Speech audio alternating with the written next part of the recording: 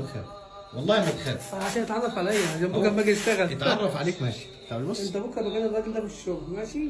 هو مش هيعمل لك حاجه، ما تخافش من عم سامح ولا عم سامح هيخاف منك. على فكره بنته اللي جوه دي، والله بنته اللي جوه، بص شايف عينه دي؟ ده هي مولود كده، نفس عينه دي عند بنته جوه. انا خايف اكون مسعور بس. مسعور ايه يا عم سامح؟ عارف مفهوم السعار ده عندنا غلط.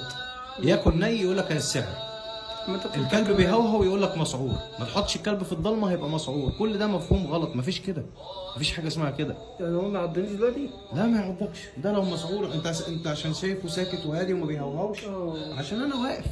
هو عشان ساكت كمان ما مسعور؟ مفهوم غلط يا عم سامح. سبحان الله. عايز ايه يا عم انت؟ عايز ايه انت؟ بتفهم يا عم، بس افهم الراجل يا عم، امسك. خلينا فاهم الراجل ده بقول لك ايه. استناني عندك اخلص واجيلك. يلا يا نور جدع.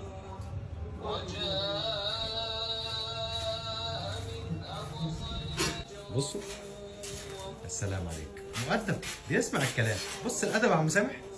قلت له اقعد بره، قاعد بره مؤدب ازاي؟ ولا جه ناحيتك ولا اي حاجه.